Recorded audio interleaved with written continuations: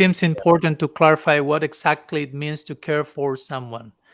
So what does it mean, Deva Madhava? Let me know your version of it. Well, I'd like to speak to the institution's role of that, since that's kind of where my mind went, since that's where our conversation is. I'm reminded, there's a political philosopher named John Locke. He's in America. We have the founding fathers, who are like the politicians that set the country up. But they were all influenced by brahmanas. They're kind of the kshatriya class, more or less.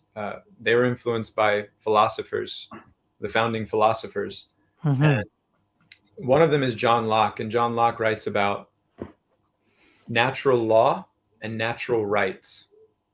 And natural law we can equate to dharma, that every individual in the society has some responsibility to contribute to it.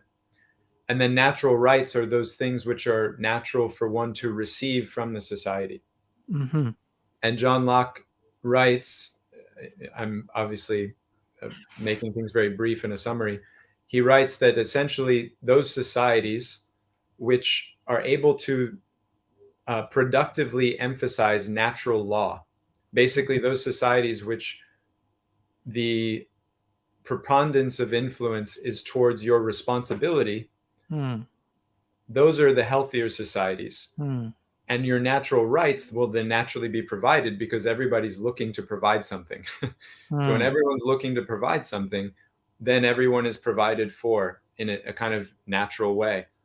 Whereas when things become too concerned with what I can get, my natural rights and my natural dharma or law becomes neglected, that's when things become depressed and anxious.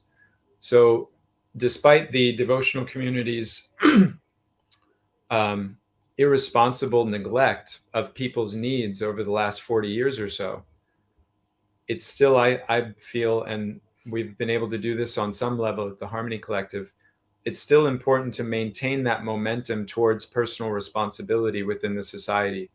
And that is what I understand to be real care, is to help someone enter into a position of responsibility where they can feel the value of their own existence in contributing to the existence of others, ultimately the supreme other, as you began beautifully pointing out, Maharaj, Radha Krishna. They will need us forever. And so to feel needed and to know how I can contribute in the immediate to someone else, that's really what a community helps me to get to. And yes, of course, some people in the beginning are so deficient and kind of harassed that they may need a kind of intensive care period where a lot is being given to them without much coming back. But the eventual goal is that. Thank you for sharing. I totally appreciate your emphasis on care as responsibility, and not only I'm taking responsibility for you, so I'm taking care of you, but I'm taking responsibility for you implies I'm inviting you to take responsibility for you. No, because sometimes in the name of taking care, we may be also promoting a notion of just like flattery or like kijai or like codependency, but not healthy responsibility, as I like to divide the word responsibility. No, to teach people to develop the ability to respond to life, basically to life, to bhakti, to Krishna's will. And that takes time, because sometimes in the name of take care, I'm not being taken care of, you should take care.